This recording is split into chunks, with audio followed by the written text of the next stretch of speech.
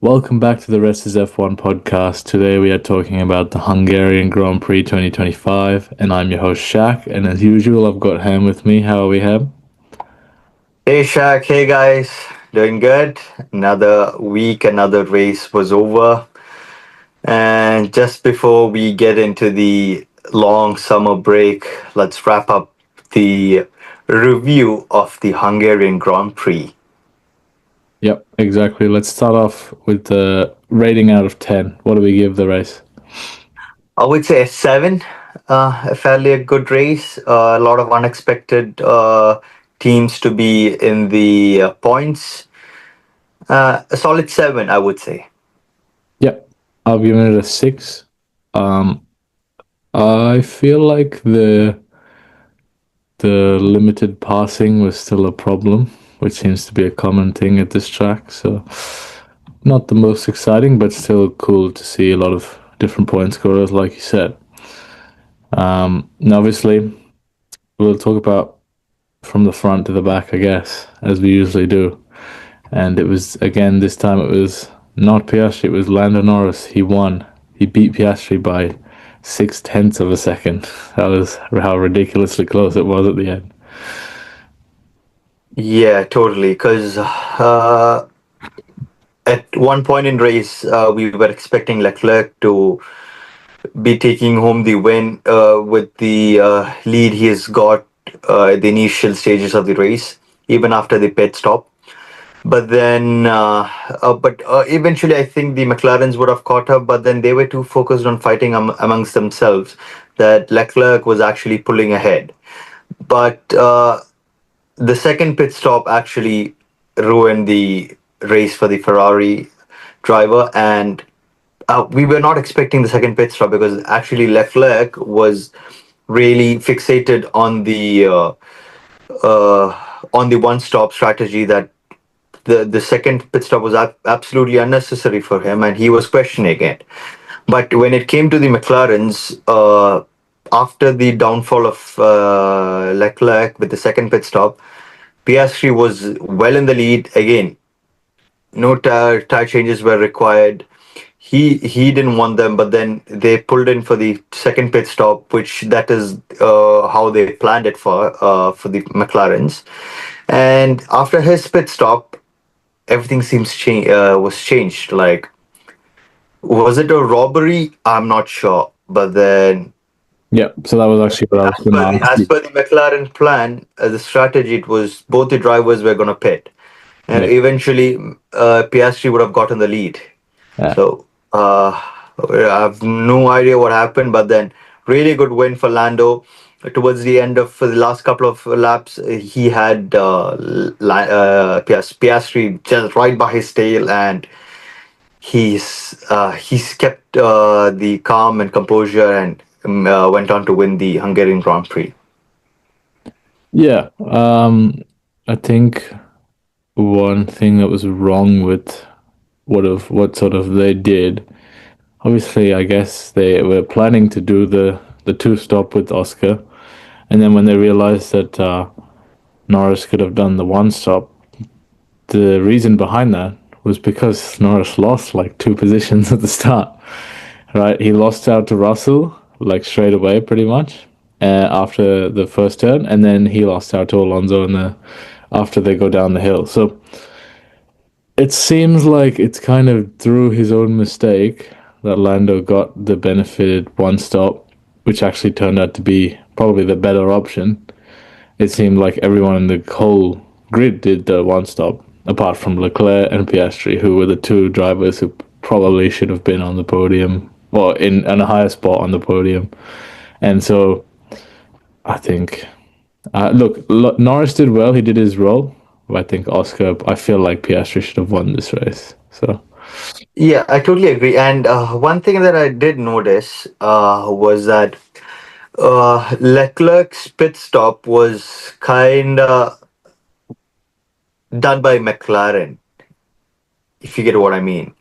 So McLaren tried doing the fake pit stop, or I think the engineer said pit opposite Leclerc. yeah.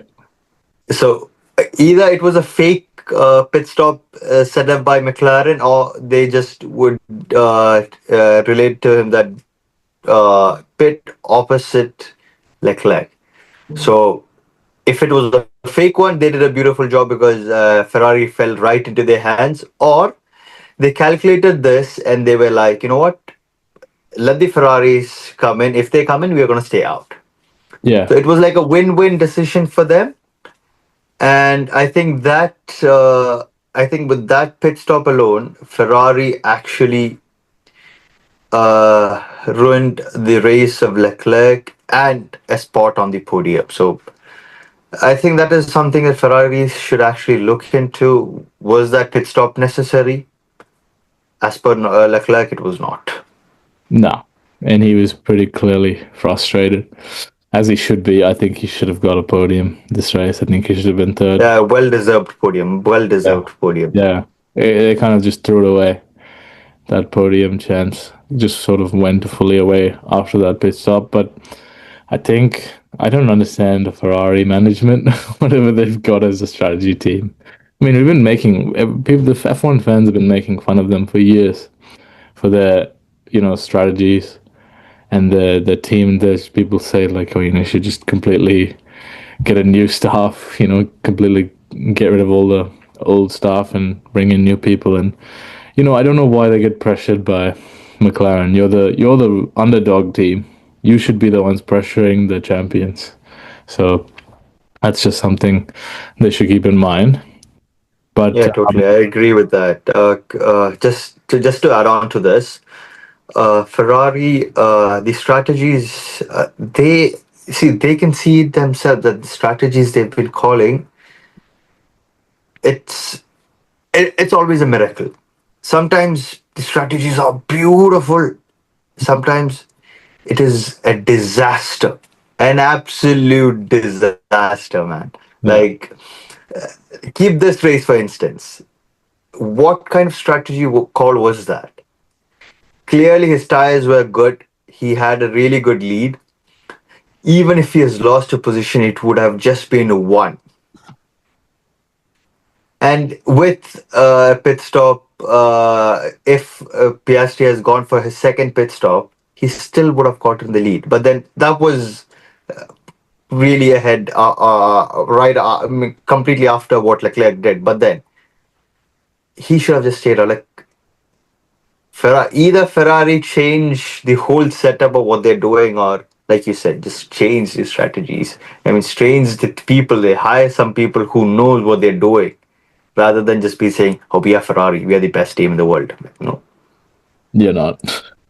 You're not. exactly. You Yeah, you you you were one of the most successful teams in the past, not right now. not right now. Yeah, no way.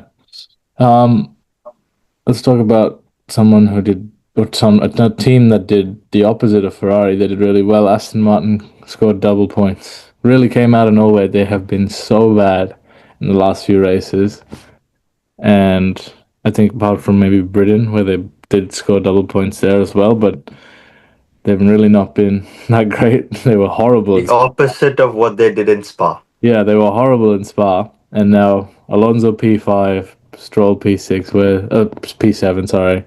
Where's that pace come from? I really don't know. Well, good on them. Honestly, Good on them.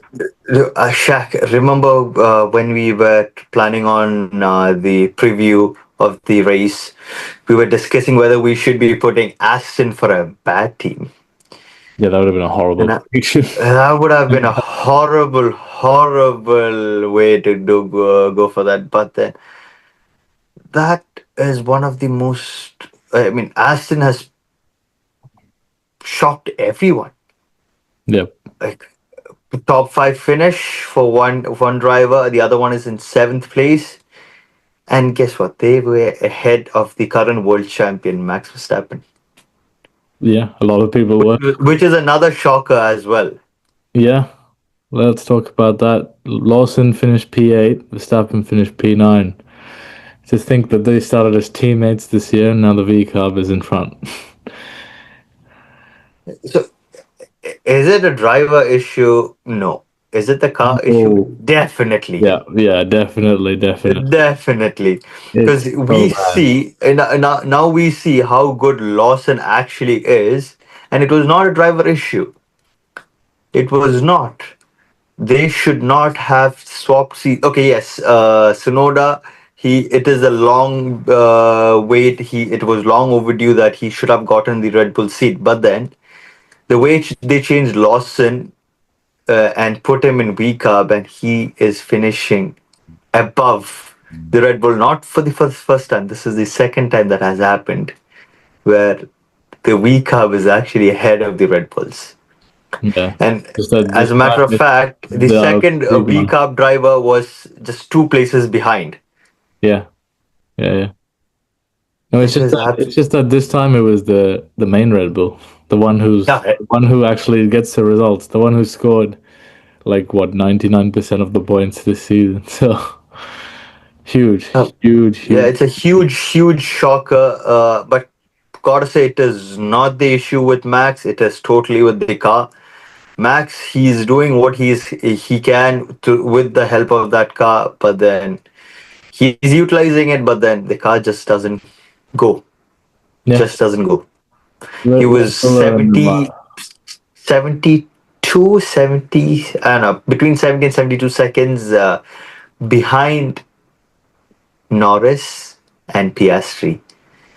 He Behind was Norris, yeah. close to getting lapped by the leaders. Yep. Look, Red Bull are in the mud. That's simple as that.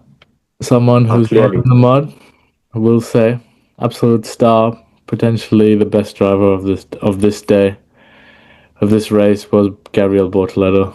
Finished Oh, P6. Sauber is not a green bin anymore. We are taking that and out of our collection. officially, we have retired the green bins for Sauber. We are starting to considering them as one of the good teams, the elite teams sooner. But then they are actually a good team. Okay, they may not be giving us performances like the big teams, having double point finishes every race, but then they have been consistent for the past couple of races. Either of the drivers are finishing in points, and I think this is one of the best finishes Bortoleto has had in his career in F1. I think this is his career best. Has he finished P5 somewhere?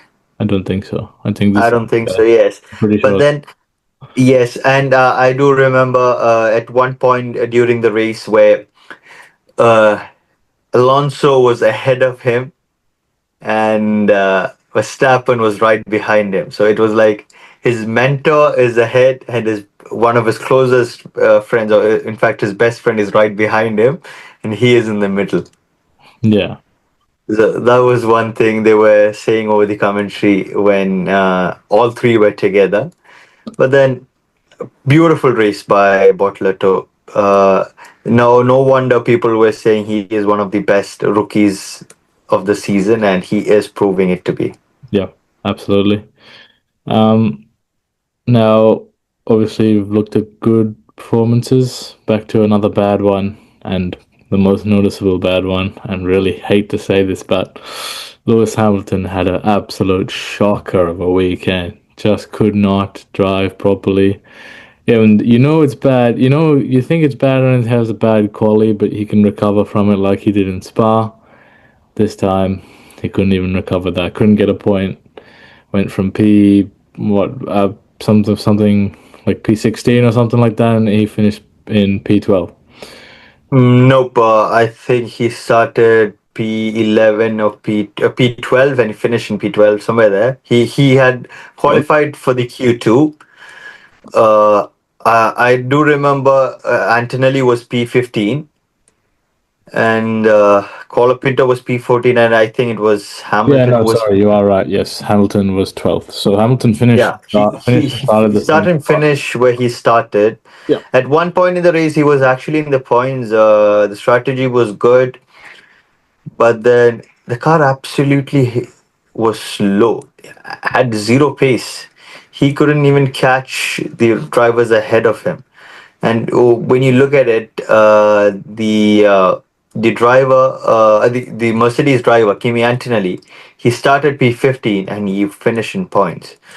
Yeah. So that is something Hamilton has to look into, and I've got to say, I'm fairly disappointed with his race in Hungary. But then Toto said post race, do not write Hamilton off. He always comes back in the second half of the season. But then it it can be true, but then it's Ferrari we're talking about, and I it mean, tends to have technically an in the opposite. second half, we're technically in the second half of the season. He's finished P7 and P12, so Yeah, that's not yeah. ideal. Second, technically in the second half, I think what Toto meant was after the break. Yeah. Um, So let's see. I was also shocked at the more than his performance, if anything, I was how demotivated he sounded, how upset he sounded. He was just like, "Oh, I'm just terrible," and like they should change the driver and all these things he was saying. Yes, that was absolutely sad to hear when he himself has no sort of trust in what he is capable of. And do you think he would have finished somewhere higher if there were better strategy calls?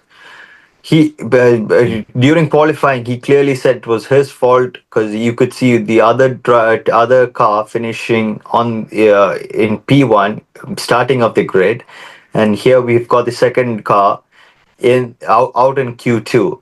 But then when you look at the race, do you think a better strategy call or better planning could have made him somewhere close to P6 or P7?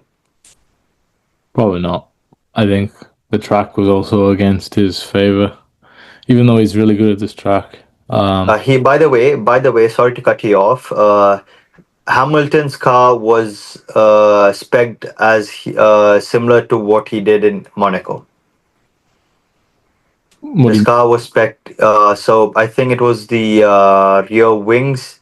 He has used the wings that he had used in Monaco Oh, okay. because the tracks were narrow and everything, and it helps with the downforce and stuff.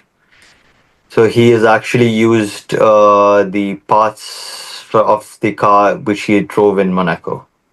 Okay. Yeah. I don't know. I think I think he just had a bad one, and hopefully he'll pull it back together because this is not how he's been performing the whole year. Yeah, exactly, exactly, yes. Yeah, you see Leclerc on pole, which, by the way, was really surprising and unexpected. First pole of the Yeah, year. it was not just Hamilton. It was a Ferrari shocker as well. Yeah, yeah, yeah. And so I'm sure he'd be looking at Leclerc and going, "Yeah, no, that's where I should be. Should be up Yeah, there in the front." So look, I mean, they happen. Hopefully, he's just able to move forward from it because holding yeah. on I wish the doesn't do same for Hamilton any as favors. well. But then, not just for Hamilton, I would say I wish the same for Max Verstappen as well. Come on, both are amazing drivers, and both of them seems to be struggling really hard. No, I think there's a Wow, difference, though. I think there's a difference. There's a difference is that Lewis is 40 years old. Max is like 27, I think. That's a huge difference. Max is in his prime age. Lewis and is Lewis. Lewis Well, he's is already towards peaked the and end of he's his going down. career. Yeah, he's going down again, and you can see it. The qualifying, it's not Yeah, strong. The race performances are slowly decreasing. Max, he can still drag the car up, and as he does, he can still drag it up to where it really shouldn't be. but And then yeah, yesterday he absolutely couldn't do that. yeah, no, it's just the track was the track is so difficult to do it on, and the car is seemingly getting worse and worse every single Totally. week. So look, I think when I think Hamilton, it I is think, more based on him, but for Verstappen, it is more on the car. So it's two uh, different things. but then I think we gotta say the only person who could do that would be Hamilton then. Even post 30s. He has won the drivers' championship 4 years ago, 5 years ago, 2020. Last time he's won Yeah, but a that was a championship. different Lewis Hamilton. That was a That different. was a different Lewis That was Hamilton. That was much better rounded Lewis Hamilton as a driver. He was much better 5 years ago. So I don't yes, think you and could he was expect the more. same from him now. He was an absolute animal. But then now we don't see that way. We have no, probably he has it in him, but just that he is so demotivated with the way the car is performing. It is not how he used to like it, and stuff is not working around for him. So it is probably because of that, or like we said, probably the age has caught up. Yeah. But then, Another thing I want to say is that I found out that the way his driving style is pretty horrible as a match with these types of cars, like this regulation. Sorry, this regulation of cars for Lewis's driving style does not work at all. He's like a very late breaker, very aggressive. yes, he uses a lot of front rather than the rears, but Yeah. then these guys use a lot of rears than the Yes. front. Yes, and that's why Max has been able to really dominate and perform really well in this era. Yeah, exactly. That's why I saw a video where a guy was explaining on the front brakes and the back brakes on between Hamilton and Verstappen, where both says they have no front grip. The front has lost, and when it is Max's time, he says, "I've got no rears. It's sliding all over." That's because they both use different sets or different way of driving, and Yep. he and like I mentioned, this car is mainly suitable for those kind of driving where you use your rears more than your front. So probably in the next regulations, it might change. The cars become smaller. Yes, that's what I was So going to say. So I think he's kind of got his fingers crossed for next year, saying, yeah, okay, if these regulations don't work a bit more in my favor, then I think it's going to be hard for us to see him continue yeah, for exactly. I more than just want him to finish on a podium at least once in the season where it could he not he happen. It could potentially not happen. I think not happen he'd need exactly. to really Yes, pull his socks up and do a good one in one of those stronger tracks he's really good at. So I think that's yeah. where you'd see it Sao from Paulo. Sao Paulo, maybe. Maybe I don't know. Maybe a place like Singapore. I think he's got more experience there, and that's a Yeah, very the night tricky, circuit. tricky Yeah, track. the street circuit is gonna be Um, a bit more advantageous to him, and the weather. It's yeah, gonna be hot. yeah. Um, touch on last thing is just there was quite a few teams that had some shockers. Obviously, we talked about Ferrari already, but Alpine were like 18th, 19th. Haas had a DNF, and but Ocon was also quite low as well. And then obviously Red Bull, no pace, just no pace. Sonoda was well out of the points, and Max was almost out of the points as well. He was very low in the points. So It was almost out of the points, and he was almost lapped. yeah, that's how bad the Red Bull is now, and it's pretty shocking to see. You think they're going to be on a bit of a downhill now? You think, oh no, Horner, he's gone. Max I is think struggling. I think they are a bit on the downhill even when the Honor was there, but then uh, downhill from what they were from the previous season. But right now, they're completely downhill. At least when Honor was there, the second driver was either in the close to points or in the points. Yeah, But then now, I'm not sure. Even the best performing driver is closely out of points. So probably a downhill from now. We'll just have to wait for the next race, which comes after the break, and see how good or how bad the Red Bull actually is. yeah, And just so you guys know, Max Verstappen has officially said he is going to be with Red Bull next season as well. But then, do you think it's a wrong call? Do you think Verstappen spoke too soon after his performance in Hungary, he would be thinking again about his decision. Oh, we'll see. It's too early to say. He's just announced his decision, so Yeah, give him some exactly. more Yes. time. Give him some more time to get some results and show us there's a reason that he stayed. And obviously, Yeah, I'm assuming it's 1 year. It's more like, well, I'm staying for 26. Maybe after that, I might consider a move away. So let's probably see. yes. Let's see. But yeah, another race done. 14 out of 24 rounds. So I can't believe I'm saying that. It's been flying straight by us, hasn't it? Yeah, totally. 10 more races this season, and oh my god. I don't want the season to stop.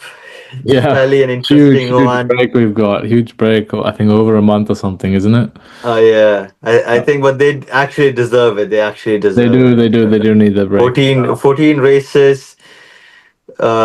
They've been traveling a lot, continuous travel every week.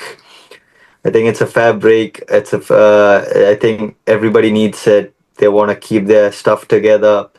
A lot of drivers, I think, a lot of them would be on the with the team for a couple of more weeks, sorting things out, or taking a short break before they come back and sort the things out with the cars they want. And let's see all when in September, No, towards the no, end of not September. September. It's got to be earlier than that, surely, right? We are already in August. Surely. 31st of August is the race in Zandvoort, so we got some time. We got some Oh time. yeah, We're not going to yeah, stop the almost a content. We're not going to month. stop the content. We got to keep bringing stuff out for these guys. Yeah, we do. We've got something interesting planned, guys. Yeah, See you soon, and until then, just keep waiting. yeah. Bye bye, guys. Catch you in the next one. See ya, and don't forget to like, share, and subscribe.